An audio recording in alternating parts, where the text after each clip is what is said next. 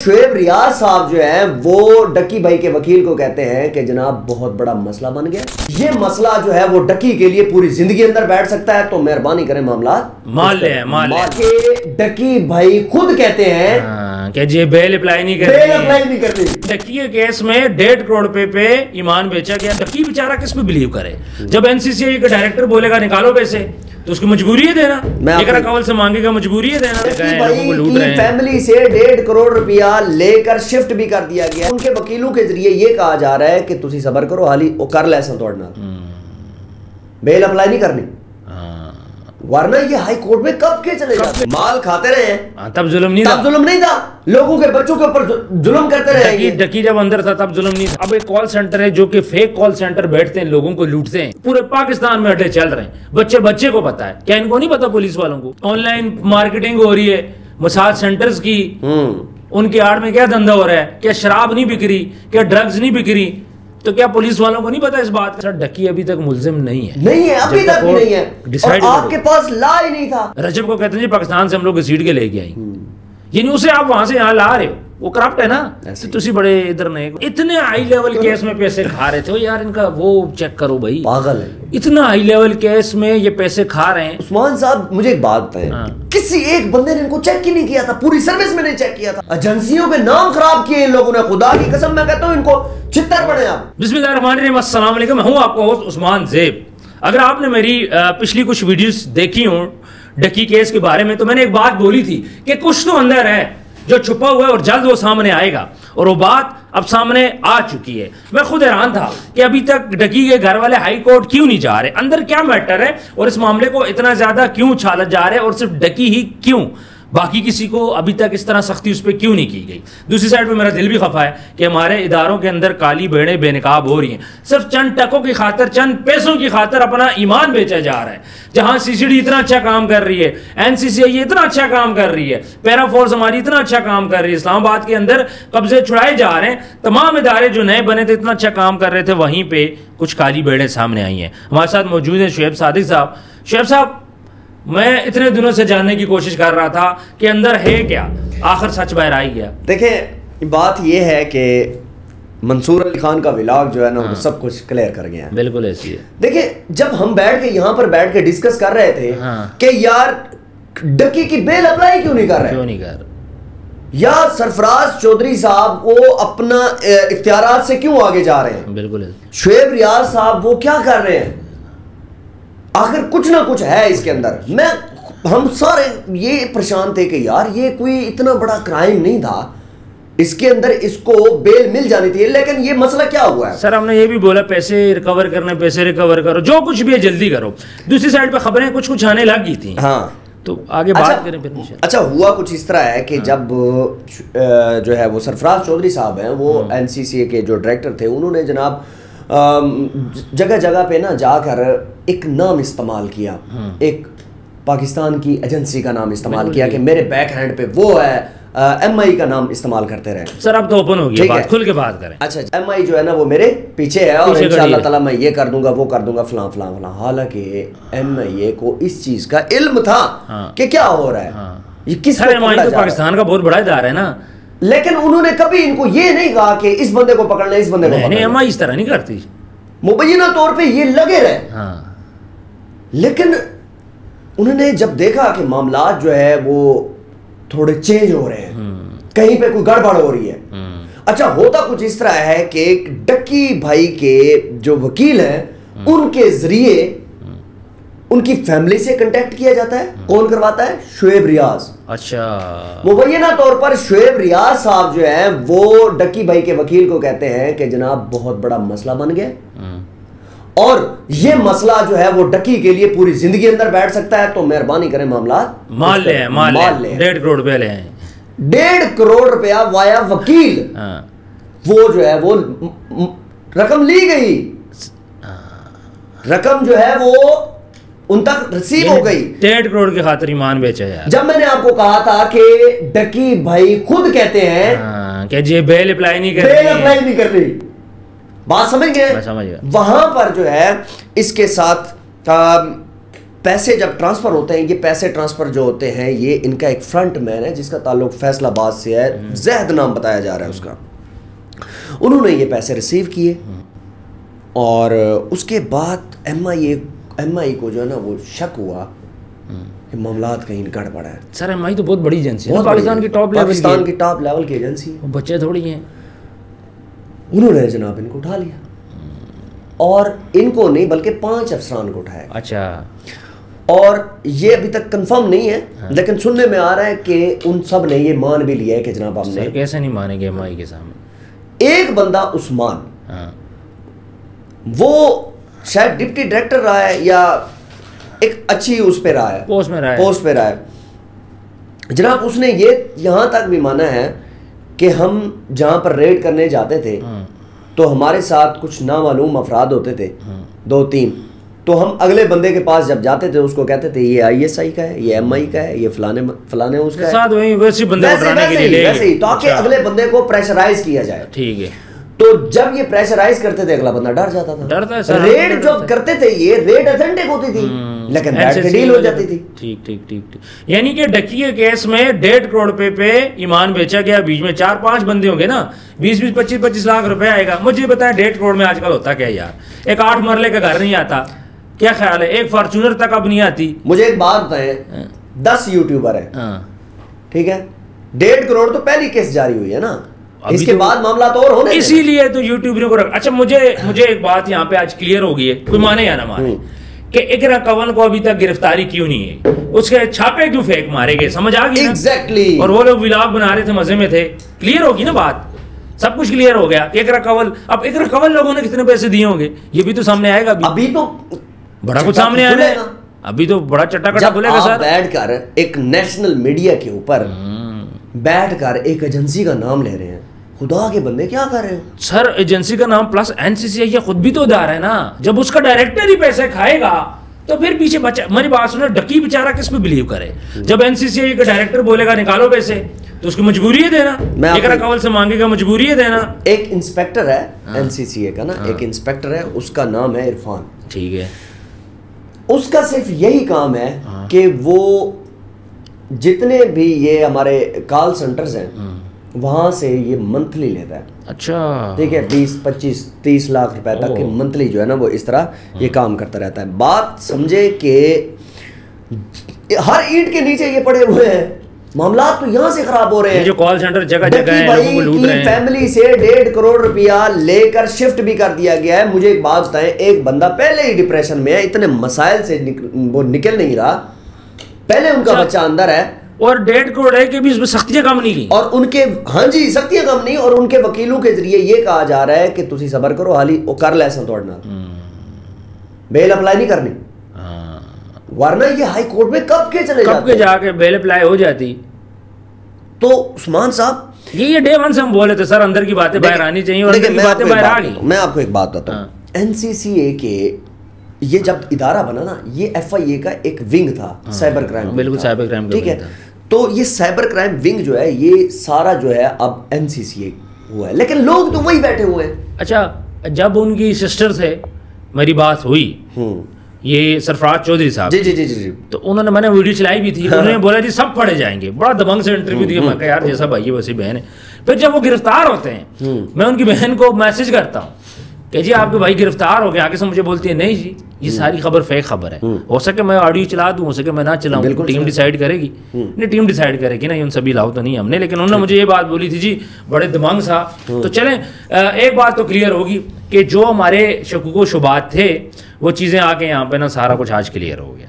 और अब ये तो डक्की से पैसे निकले हैं, अब इकरा कंवल ने कितने दिए हैं और किसी यूट्यूबर ने कितने दिए हैं, अब ये चीज़ें भी सामने आ जाएंगी जल्द। मैं एक जो है वो व्लॉग एक सुन रहा था मंसूर अली खान का, तो उसमें ना एक और चीज़ जो है वो व्हाट्सएप के अंदर उन्होंने बताया कि व्हाट्सएप के अंदर ना एक मैसेज सर्कुलेट कर रहा है, NCCA के जो अफसरान अभी जो काम कर रहे हैं वो ये कह रहे हैं कि जनाब सुप्रीम कोर्ट से रब्ते में और सदर और वज़ीर आज़म साहब को ये जो है ना मैसेजेस किए जा रहे हैं कि हमारे साथ बहुत बड़ा जुल्म हो रहा है। मुझे एक बात बताएं, माल खाते रहे हैं, तब जुल्म नहीं तब था। जुल्म नहीं था, लोगों के बच्चों के ऊपर जुल्म करते रहे। डकी जब अंदर था तब जुल्म नहीं था। ये एक ब्लैकमेलर से, मिसाल के तौर पर ओरिजिनल ब्लैकमेलर होता था जो व्हाट्सएप के जरिए किसी को ब्लैकमेल करता, तो उसको दबो लेते थे और मंथलियां खाते थे ये। अब हुआ कुछ इस तरह है कि पूरे का पूरा सिनेरियो बदल गया। एमआई जो है वो खुद उसने वो कर दिया। बिल्कुल, एमआई ने खुद इस पे एक्शन लिया ना, और एमआई का नाम भी यूज किया ना। अब अरबों रुपया तो खा चुके हैं।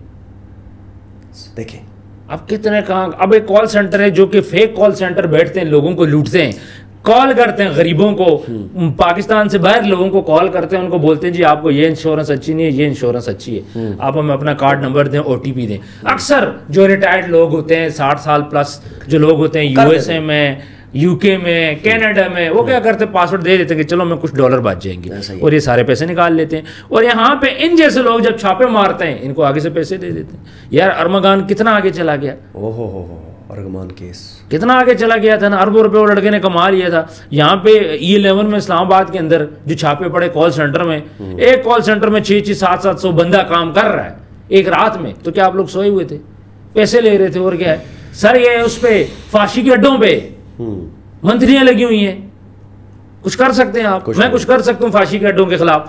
पूरे पाकिस्तान में अड्डे चल रहे हैं, बच्चे को पता है, क्या इनको नहीं पता, पुलिस वालों को हर एक चीज का पता, हर एक चीज का। तो सिस्टम कैसे ठीक होगा यार भाई। हर इदारे के अंदर काली भेड़ें बैठी होती हैं, हर इदारे के अंदर। सरकारी तो अच्छे अफसर भी हैं तो उनको पकड़े ना सर, कुछ चीजें होती हैं ना क्लियर होती हैं। अगर मेरा स्टाफ में से एक बंदा हैंकी पेंकी करता है तो मुझे पता है वो कहाँ पे हैंका पेंकी कर रहा है। ये जो हर जगह पे चकले चल रहे हैं, सॉरी टू से ऑनलाइन मार्केटिंग हो रही है मसाज सेंटर्स की, उनके आड़ में क्या धंधा हो रहा है, क्या शराब नहीं बिक रही, क्या ड्रग्स नहीं बिक रही, तो क्या पुलिस वालों को नहीं पता इस बात का कि यार क्या कौन सी चीज कहाँ। जब मेरे जैसे बंदे को पता है, आपको पता है, राह चलते बच्चे को एक पता है, तो क्या इन लोगों को नहीं पता यार, इनको सब चीज का सब कुछ। तब इस पे एक्शन कौन लेगा सर? फिर मैं तो कहता हूँ एक काम कर लें सर, एक काम कर लें, मैं तो ये कहता हूँ कि आर्मी नहीं, आर्मी को इधर भी ले आए, ये थाने आर्मी के हवाले कर दें और आर्मी को बोले सिर्फ एक थाने में ना 2 बंदे होने चाहिए, 2 बंदे होने, बस वो सिर्फ आके बैठ जाए, कुछ भी नहीं करने। खुदा की कसम हमारा थाना सिस्टम इतना अच्छा होगा ना सर, यकीन माने अब हमारे डिपार्टमेंट के साथ हम लोग काम करते हैं, आज तक आर्मी में 1 रुपए की रिश्वत नहीं दी। ऐसा ही ठीक है, हाई लेवल पे कुछ करते होंगे बीच में 1-2 बंदे के, लेकिन कम से कम ये छोटी छोटी चीजों को तो तंग नहीं करते ना यार। ये ना वो बेचारे ड्रग्स में पड़े हुए हैं, ना ये फांसी में पड़े हुए हैं, ना किसी और चीज में पड़े हुए हैं।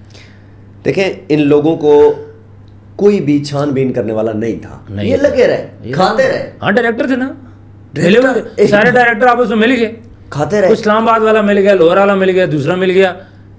जब ये एमआई का नाम इस्तेमाल किया ना इसमें, ये बहुत बड़ा ब्लंडर बात। यहाँ से मैंने आपको पहले भी एक चीज कही थी कि यार ये बंदा जिस तरीके से ये बात कर रहा है ना, हर बंदे से बात कर रहा है, ये ब्लंडर मार बैठेगा। आपने ये बात बिल्कुल बोली थी, मुझे याद है, जो पॉडकास्ट दे रहा है, जिस किस्म की बातें कर रहा है, एंड पे यही होना है सर। जिस सिस्टम से काम एमआई क्या करती है, हर चीजों को देखती है। एमआई जब बंदा चल रहा होता है ना, चलते हुए बांब लेती है कि इसके दिल में क्या चल रहा है। मुझे एक बात बताएं, एक बंदा जिसको कल ही उठाया है, सिर्फ कल ही उठाया है, आप उसके ऊपर बैठ के उसको जो है इतने इल्जामात लगा रहे हैं, गालियां तक दे रहे हो। भाई आपका काम ही नहीं है, आप कोर्ट के अंदर उस मुल्जिम को प्रोड्यूस करें। सर डकी अभी तक मुल्जिम नहीं है, अभी तक भी नहीं है, और आपके पास ला ही नहीं था। सर मेरा ख्याल है कि डकी को जबरदस्ती पैसों के लिए इसको डाल दिया गया कि भाई अब मामलात खाए जाएं, पैसे लिए जाएं। दूसरी साइड पे एस्ट्रोलॉजी लोगों से भी पैसे कंफर्म लिए होंगे, अब मुझे कंफर्म हो गया कि यार उनसे पैसे। मैं भी सोच रहा था कि व्लॉग डाल रहे हैं, यहाँ पे हम लोग बोल रहे हैं जिनके घरों पे छापे हो रहे हैं, दूसरी साइड पे अपना व्लॉग भी डाल रहे हैं। फिर मुझे ये बात बोले, वो बहनें चली जाती हैं यहाँ से बाहर, हाँ जी, इवेंट के लिए। अभी इस टाइम पे बाजुल करना है ना, कमल भी बाहर है ना, सारे गेम है ना वहाँ पे, उसकी बहनें भी जा रही हैं बाहर है, वो सारे पाकिस्तान से बाहर जा सकते हैं। तो बाबा वो भी जाता है, फंस जाता है, डकी भाई जाता है, फंस जाता है। रजब को कहते हैं जी पाकिस्तान से हम लोग घसीट के लेके आई, यानी उसे आप वहां से यहाँ ला रहे हो, वो करप्ट है ना, तो तुसी बड़े इधर नहीं को यार। अगर वो है तो मुझे तो खैर जी बड़ा अफसोस हुआ है। ये इदारे हमारा मानते, हम बड़ी तारीफ करते थे मरीम नवाज साहब की, और बड़ी अच्छी। मरीम नवाज ने तो रिश्वत नहीं ली ना, रिश्वत तो नीचे जाके, उसका कसूर तो नहीं है, कोशिश ही कर सकती है। तो हम बड़े खुश थे कि हमारे इदारे इतना अच्छा काम कर रहे हैं। डकी के केस में अगर पिछली वीडियोस आपने देखी हो, परसों तरसों वाली, कल मैंने इसलिए नहीं बनाई थी कि कल हमें कुछ चीज़ें कंफर्म नहीं थी। तो डकी के केस में मैंने ये बात बोली कि कुछ तो अंदर है कि जो बाहर आएगा। तो वो चीज़ अब बाहर आ चुकी है, बिल्ली तेले से बाहर आ चुकी है, करप्शन ही करप्शन है हर तरफ। अब मुझे नहीं है, बिल्ला अब मुझे ना किसी पे एतमाद नहीं रहा। बिल्कुल है, बिल्कुल है। अगर ये डायरेक्टर इदारों के ऐसा काम कर सकते हैं चंद पैसों की खातिर, तो फिर हम कहाँ पे जाएं और हम कहाँ पे वो करें। ये तो वही वाला सीन है कि आप पुलिस के पास जाते हो किसी उसके लिए, तो पुलिस दूसरों के साथ ऑलरेडी मिली होती है, वो उनको पहले बता देती है जी उस्मान साहब आए थे आपके खिलाफ कंप्लेन करके इनका कुछ करो, नहीं तो फिर काम खराब हो जाएगा। तो ये सारी सिचुएशन हमारे मुल्क पाकिस्तान में चल रही है। फांसी अच्छा बार बार ये बात बोल रहे थे, सूफी गुजरातन होगी, सेनोरिटा होगी, जो लड़कियां गालियां दे रही हैं फांसी पे ला रही हैं, उसको पकड़ते कोई नहीं, कोई भी नहीं। तो इधर पैसों से जान छूटेगी तो उनको पकड़ेंगे ना, क्या ख्याल है सर? धंधा है, हाँ, पर गंदा है, ये बहुत ही गंदा है। इस हमाम के अंदर ना सारे जो सर सारे नंगे। हमारा दिल ना आज मैं कह रहा हूँ कि बड़ा अफसोस हुआ है मुझे कसम से, यकीन माने कल हमने जाना था NCCIA के दफ्तर में, FIA के दफ्तर में, हमने जाके एप्लीकेशंस देनी थी कि जहाँ यहाँ पे बेहयाई फांसी है, ये बंदे, वीडियोस भी हमने सब कुछ रिकॉर्ड रखा है। कल जब हमें पता चला ये मसला है तो हमने वहाँ पे चीज़ें रोक दी। और आज मुझे बताएं मैं कौन से डिपार्टमेंट में जाऊँ, मैं किसको जाके एप्लीकेशन, किसी को भी नहीं दे सकते। एक पाक फौजी बची है बस, और उसको जाके हम लोग दे सकते हैं। बाकी तो मेरा ख्याल है कि अब मेरा दिल नहीं करता कि किसी इदारे के पास में जाऊँ। मैं ये कि आज हमारे वकला सारी टीम रेडी थी, मैं क्या सब्र करूँ भाई। कल से जो हमें इस केस के ऊपर वो बन रही थी, हमने वो जो एक चीज़ हमने लिखी, और बड़ा अफसोस होता है मुल्क पाकिस्तान में देखें एक इदारा जिसके ऊपर लोग इतना ट्रस्ट कर रहे थे, मान से जा रहे थे। बात बताता हूँ, एक बच्ची है जिसके साथ ओरिजिनल में ब्लैकमेलिंग हो रही है, ठीक है, उसकी नंगी फुटेज जो है वो अगला बंदा उसको दिखा रहा है कि मैं ये वायरल कर दूंगा। अब वो जाती है NCCA के ऑफिस में, जब वहां पर जाएगी आगे रेड भी मारा जाएगा, उस बंदे को पकड़ा भी जाएगा, और उस बंदे से 2 करोड़ रुपए लेके साइड पे हो जाते हैं। फायदा क्या है फिर? बताएं मुझे क्या होगा? बताएं क्या? बस लड़की को क्या इंसाफ? कुछ भी नहीं सर, कुछ भी नहीं मिलेगा, कहीं भी इंसाफ नहीं मिलेगा। मेरा ख्याल है कि डकी के लिए अब शायद आसानियां अब हो जाएंगी। ये जो करप्ट मुल्ज़िमान है तो डकी भी कहीं ना कहीं छूट जाएगा, सॉफ्ट कॉर्नर उसको मिल जाएगा। दूसरी साइड पे सुनने में आ रहा है जी डकी को 7 साल की सजा होगी, कुछ जुर्माने का भी बोल रहे थे, तो 7 साल की सजा वाकई होगी? नहीं, फेक खबरें, सब फेक बातें कर रहे हैं। मैं तो पहले दिन से ये चीज कह रहा था कि डकी के वकला क्या कर रहे हैं, तो अब कहानी समझे, वकला बेचारे क्या करें जब उनको पीछे से रोका गया भाई ये नहीं करना। साहब जरा दे देते ना, मामला कर लेते यार। इतने हाई लेवल केस में पैसे खा रहे थे यार, इनका वो चेक करो भाई, पागल है। इतना हाई लेवल केस में ये पैसे खा रहे हैं। उस्मान साहब मुझे एक बात बताएं, किसी एक बंदे ने इनको चेक ही नहीं किया था, पूरी सर्विस में नहीं चेक किया था, इनको पता ही नहीं था कि यार हमारे साथ क्या होने वाला है। बिल्कुल, ये तो अपने आप को एक फिरौन समझ के बैठे हुए थे, भला समझते थे कि हमें किसी ने आज तक नहीं पकड़ा। मुझे एक बात बताएं, एक जनरल रेड करते हैं, वहां पर एक बंदे को जाके कहते हैं कि जनाब ये बंदा जिसने पुराने फटे कपड़े पहने, ये ISI का, ये फलाने का, ये फलाने का। यार एक तो तुम इदारों के नाम बर्बाद कर रहे हो, एजेंसियों के नाम खराब किए इन लोगों ने, खुदा की कसम मैं कहता हूं इनको छितर पड़े आप। और इतनी सर्विस में, इतने सर्विस में यार तुम क्या कुछ किया होगा। मुझे तो एक बात कर रहा हूं, मुझे एक चीज समझ नहीं आ रही थी। एक डायरेक्टर है NCCA, एक इस पोस्ट पे बैठा है, आखिर उसने कोई डिग्रियां तो की होंगी, डिग्री की है, सर्विस की है सर, सर्विस की है ना।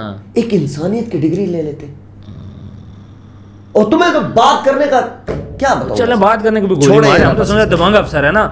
अब सीन ये दबंग अफसर क्या है वैसे, अब तो क्लियर होगी चीज़ है ना, लेकिन इतनी सर्विस में आज तक इन पे हाथ नहीं डाला गया, जिसकी वजह से ये और कॉन्फिडेंट थे। और फर्स्ट दफा वो बेवकूफ आदमी, डकी का केस इतना हाईलाइटेड केस है, बच्चा इसको देख रहा है, डेली इस पे प्रेस ब्रीफिंग हो रही है, डेली इस पे पॉडकास्ट हो रहे हैं, इंटरव्यूज हो रहे हैं, और तुम चले हो जाके डकी से पैसे खाने के लिए।